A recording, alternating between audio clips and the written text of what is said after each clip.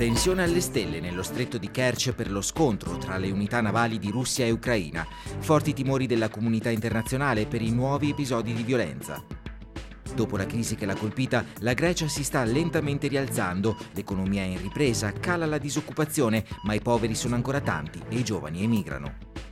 Nel 2020 Trieste sarà la capitale europea della scienza e della tecnologia. ESOF si rivolgerà soprattutto ai paesi dell'est con i quali l'Italia sta già collaborando.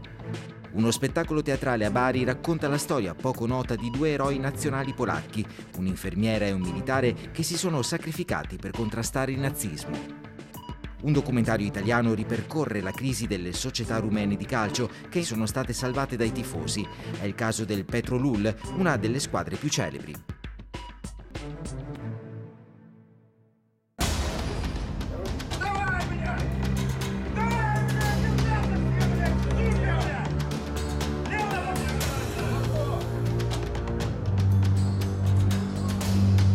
Sei marinai ucraini feriti, ma per fortuna non ci sono stati morti. Questo è il bilancio dello scontro navale tra unità delle marine russa e ucraina con mitragliamenti e lo speronamento di un rimorchiatore avvenuto nello stretto di Kerch. È l'episodio più grave di un lungo stillicidio di incidenti, provocazioni, sgarbi che si susseguono nel mare di Azov dal 2014, quando gli omini verdi di Vladimir Putin conquistarono alla Russia la Crimea. Un'annessione convalidata con un plebiscito dagli abitanti della penisola, ma non dalla comunità internazionale. Con l'annessione della Crimea, la Russia di fatto ha trasformato il mare di Azov in un lago interno, isolando il porto ucraino di Mariupol, che si trova a un tiro di schioppo dai fronti del Donbass, dove si fronteggiano l'esercito ucraino e i secessionisti filorussi. Dalla costruzione del ponte di Kerch che collega la Crimea alla terraferma russa, la marina di Putin controlla ogni bastimento in navigazione verso il mare di Azov, di fatto un blocco navale. Mariupol è bloccata da 4 anni ed è il porto di sbocco carbonifero di tutta l'Ucraina. Il paese quindi ha dei grossi problemi se rimane bloccato. Il secondo, vi sono le elezioni politiche a breve e dobbiamo considerare anche questo fattore. Il terzo, diciamo che l'Ucraina ha cercato di rompere il blocco, creando una questione internazionale che potrebbe portare dei veri problemi alla Russia e a Putin. Il 26 ottobre il Parlamento europeo ha condannato il blocco russo dei porti ucraini nel mare di Azov. Il giorno dopo, Ben Hodge, ex comandante delle forze statunitensi in Europa, parlando al Forum per la sicurezza di Leopoli, aveva invitato il governo di Kiev ad aumentare il numero di marinai presenti nello Stato Maggiore. Il 15 novembre gli ucraini hanno tentato di fermare le navi russe in navigazione di fronte a Mariupol. Sapendo tutto questo, perché la marina di Putin ha comunque accettato lo scontro? La Russia ha come politica una politica aggressiva nei confronti della vicenda della Crimea e dell'Ucraina e non ha nessuna intenzione di cambiare questa politica. Tuttavia, questo lo può portare a uno scontro diretto con l'Ucraina che, appoggiata da un'opinione pubblica internazionale che naturalmente è contro il blocco navale e contro lo strangolamento nel mare di Azov, potrebbe portare a delle conseguenze piuttosto negative per la politica di Putin. L'annessione russa della Crimea è un fatto irreversibile e le sanzioni potrebbero far cambiare la politica di Putin? È un'illusione. Le sanzioni non faranno ritirare Putin, gli scontri potrebbero continuare, la guerra di attrito potrebbe continuare ancora a lungo. L'unico modo per risolvere il problema dell'Ucraina e della Russia è quella di andare a un tavolo di trattative internazionale nella quale cambiare naturalmente tutto il livello delle sanzioni, tenere conto del fatto che gli abitanti della Crimea hanno votato per stare con la Russia e pensare che dobbiamo trovare delle nuove soluzioni che non siano quelle dello scontro militare né del continuare il conflitto a bassa intensità. Lo spazio di manovra del governo di Kiev è comunque determinato dal fatto che la Russia è una potenza atomica, l'Ucraina no. In marzo gli ucraini saranno chiamati alle urne per scegliere il presidente, elezioni che si terranno nuovamente in un clima di guerra. L'attuale presidente Petro Poroshenko, un oligarca molto discusso, molto tiepido nella lotta alla corruzione e in calo nei consensi, su spinta dei gruppi più nazionalisti e con il voto della maggioranza dei deputati della Rada, dopo l'incidente di Kerch ha promulgato la legge marziale nelle regioni orientali del paese. Un provvedimento che per un mese limita le libertà civili e il diritto di critica della stampa. È la prima volta dall'inizio degli scontri nel Donbass e dall'annessione russa della Crimea che in Ucraina viene proclamata la legge marziale.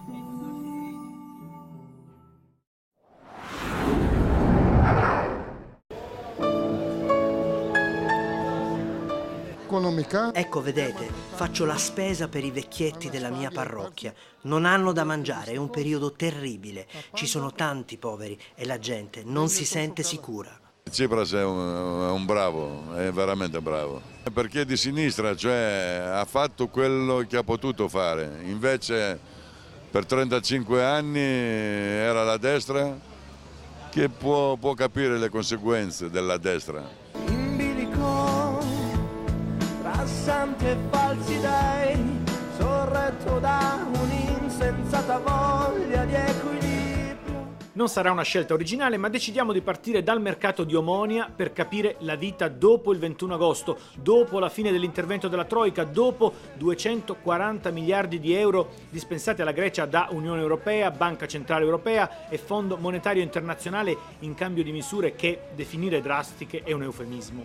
E scopriamo polpi a 18,80 € e sardine a 1,50 €, gente che viene a fare la spesa in taxi e bancarelle improvvisate con solo un po' di aglio, buste piene e vecchiette misere. Insomma, un paese in bilico.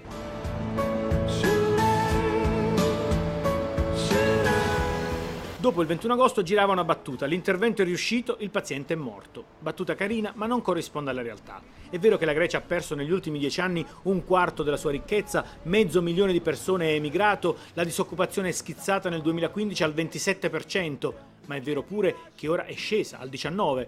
Che farmaci e beni di prima necessità sono tornati sugli scaffali, che gli stipendi medi, seppure ancora bassi, un impiegato di banca appena assunto prende 650 € lordi, sono in lieve risalita. La crisi ha colpito soprattutto i pensionati. Dopo la metà del mese, quando i soldi finiscono, vengono qui più per chiacchierare che per comprare, però secondo me il peggio è passato.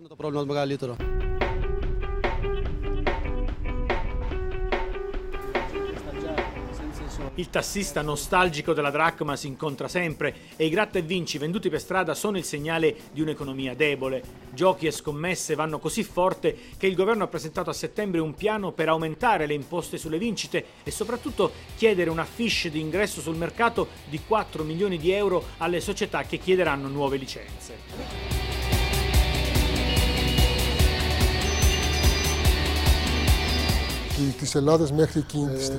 L'economia greca cresce da 8 trimestri consecutivi, siamo quasi al 2% su base annua. Quando Syriza è arrivata al governo doveva riformare praticamente tutto, dalle pensioni al catasto alle banche, che per anni hanno dato prestiti senza garanzie e messo benzina in un motore che non poteva reggere.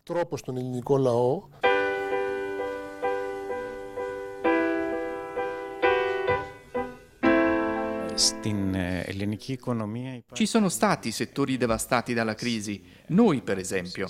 Pensi che i giornali cartacei hanno perso 10 milioni di copie in un anno.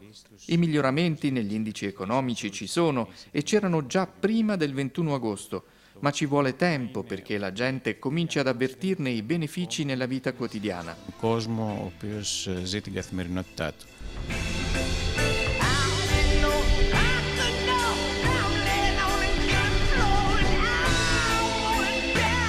Atene della fine del 2018 è una città viva, con quartieri in esplosiva rinascita come Psiri, pieno di giovani, graffiti e piazzette carine, o Kypseli, che resta una zona popolare e non ricca, ma con segnali di risalita come la riapertura di un centro sociale in un edificio del 1935 grazie ad un investimento comunale di 2 milioni di euro. Ma i poveri sono tanti e i giovani continuano a voler andare via. Insomma, il paziente è vivo, ma la convalescenza sarà lunga e le ricadute non impossibili. Il governo sloveno ha promosso la generale Alenka Ermens, 55 anni, a nuovo capo dello Stato Maggiore sloveno, diventando così l'unica donna al vertice militare di un paese NATO. La Ermens nel 1991 ha preso parte alle operazioni che portarono la Slovenia a ottenere l'indipendenza dalla Jugoslavia. Durante la sua carriera ha partecipato a svariate operazioni internazionali. La Ermens, tra l'altro, ha conseguito un master di ricerca in studi internazionali al King's College di Londra. La Slovenia ha un esercito professionale di 6.658 militari, tra questi quasi 1.100 sono donne.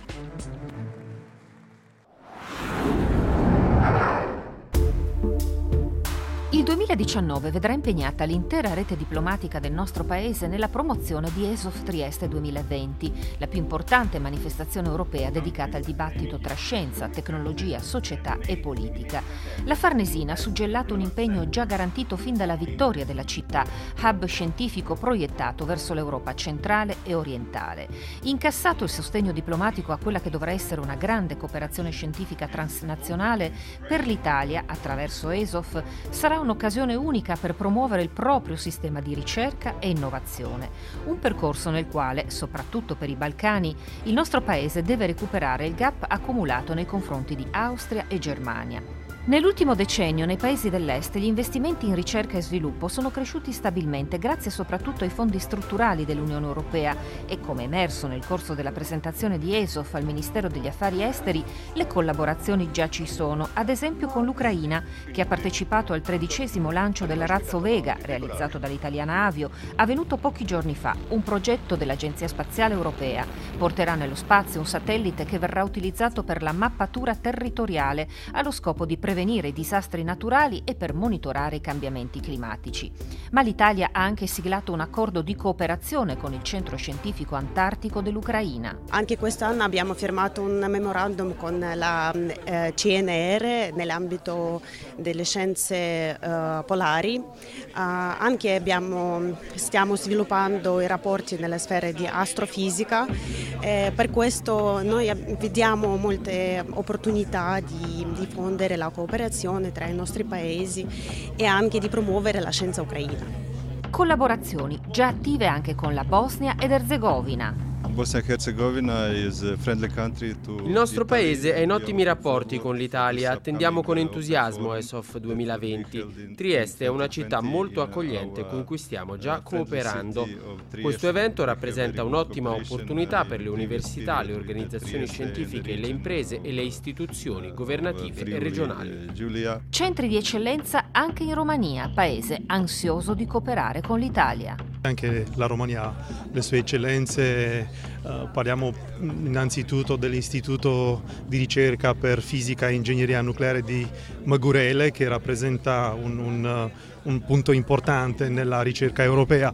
Io spero che questa realtà che si sta sviluppando a Trieste rappresenti più che altro un'occasione per aggregare questi centri di eccellenza, per aggregare elementi che contano veramente a livello europeo, perché la scienza è importante sia per la diplomazia ma anche per quello che vorrà dire il futuro europeo, perché mettere sempre all'inizio delle cose la scienza in un mondo quando tutto è diventato quantificabile, credo che ci farà stare sulla strada giusta.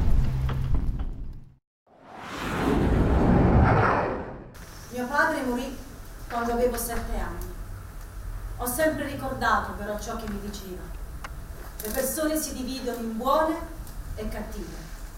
La nazionalità, la razza, la religione non hanno importanza. Solo questo conta.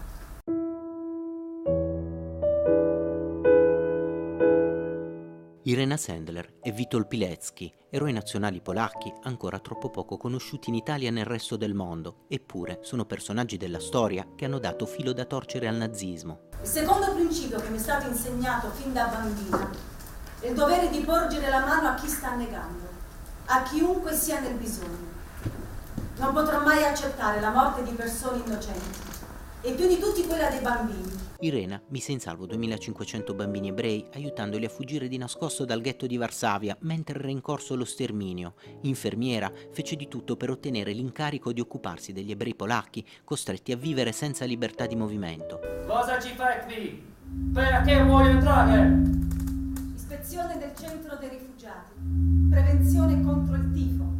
Conservava i nomi dei bimbi messi in salvo, abbinati a quelli dei genitori, all'interno di insospettabili barattoli di marmellata, sepolti nel suo giardino, una sorta di anagrafe parallela tenuta con grande cura. Arrestata e torturata dalla Gestapo, non fece mai i nomi dei bimbi.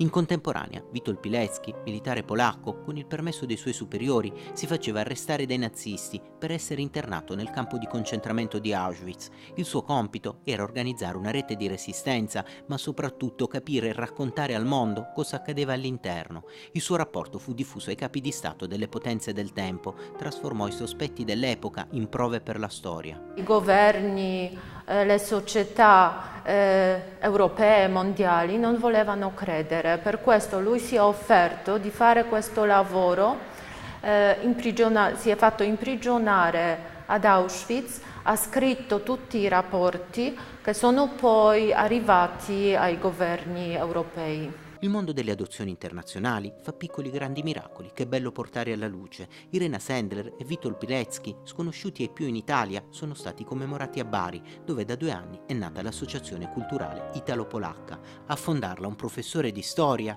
che è diventato papà di 4 fratellini polacchi. E per questo motivo mi sento davvero al 50% italiano e al 50% polacco, quindi il mio cuore è sicuramente molto vicino alla Polonia, un paese nei confronti del quale appunto sono molto grato e riconoscente. E il mio desiderio appunto è appunto quello di mantenere e consolidare questi legami tra Italia e Polonia. Non solo corsi di lingua e supporto per cittadini polacchi in Italia, l'associazione a marzo radunerà in Puglia i rappresentanti di 8 regioni della Polonia per parlare di scambi culturali e turismo.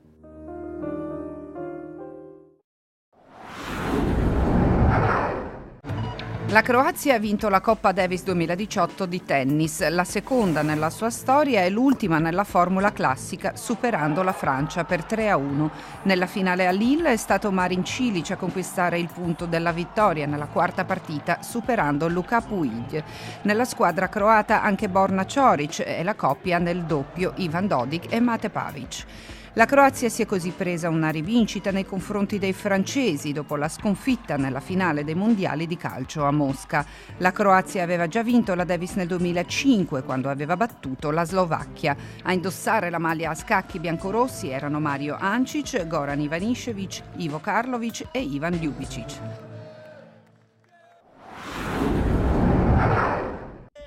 C'è una città a 80 km da Bucarest, si chiama Ploiești e ci abitano 200.000 persone, fabbriche che fumano, umidità che avvolge le case e un solo grande motivo di orgoglio, il Petrolul. È una delle squadre più celebri di Romania. 4 campionati e 3 coppe nazionali nel palmarès, anche se la partita che tutti ricordano è quella del 12 ottobre 1966, quando i gialloblu piegarono il Liverpool per 3-1 in Coppa dei Campioni. Succede che a un certo punto tutto pare crollare. Il presidente viene arrestato, la società messa in liquidazione, il baratro del fallimento che si apre. A salvare la squadra c'è però l'intervento dei tifosi. Il documentario di Damiano Benzoni e Gianni Galleri, Petrolul no more, presentato al Festival del Calcio Slavo promosso dal circolo torinese Polski Kot, è la storia di un incubo che si trasforma in un bel sogno. Un calcio come quello della Romania, che ha qualche vecchia gloria ma adesso non versa in buono stato, è bello vedere che ci siano queste iniziative dal basso, comunque dei tentativi di introdurre dei modelli di gestione diversa per comunque tenere vivo il nome di bandiere di squadre storiche. Una storia di riscatto per molti versi simile a quella vissuta dal Torino nell'estate del 2005, quando fu un gruppo di tifosi a rilevare la società dal fallimento per poi consegnarla, al termine di una travagliata vicenda, all'attuale patron Urbano Cairo. Ma il Petrolul non è stata la sola squadra rumena che ha corso il rischio di sparire e che è stata salvata in extremis dall'intervento dei supporter. Il calcio rumeno è un calcio impoverito a livello di talenti, a livello di tifo e anche a livello finanziario, non ha più il sostegno che c'era con lo Stato comunista e quindi sono veramente tante le società che ogni anno, anche in prima divisione, falliscono. Si fa la conta ogni estate per vedere chi ci sarà l'anno successivo. E appunto sono tanti nomi storici, ma parliamo di Rapid Bucarest, di squadre comunque con scudetti, con vittorie illustri nelle coppe europee che da un giorno all'altro sono scomparse. Un contesto nel quale a rimboccarsi le maniche, vestendo i panni dei dirigenti, sono stati quindi tifosi, improvvisatisi in pochi giorni, manager con l'aiuto di qualche vecchia gloria. Una delle voci di guida del documentario è quella di Octavian Grigore, bandiera del club con 20 anni di militanza alle spalle, e a lui che è stata affidata la guida tecnica. Quando si va in queste città come Ploiest si capisce veramente quanto l'amore per la propria squadra sia importante in queste città dove non c'è altro. Il calcio è veramente quello che lega tutte le persone della città. Il percorso non è tuttavia privo di contraddizioni. Dopo il salvataggio, i tifosi del Petrolul conservano una rappresentanza nel consiglio di amministrazione della società e non sono mancati momenti di confronto anche aspro. Fino ad ora però il progetto sportivo ha funzionato e il Petrolul, dalla quarta serie dalla quale è ripartito, è salito in seconda divisione e la promozione nella Serie A rumena pare un sogno realizzabile. C'è speranza perché noi abbiamo fatto una promessa ai ragazzi di Ploiest di tornare per festeggiare la promozione in prima divisione. Speriamo ci sia questa possibilità.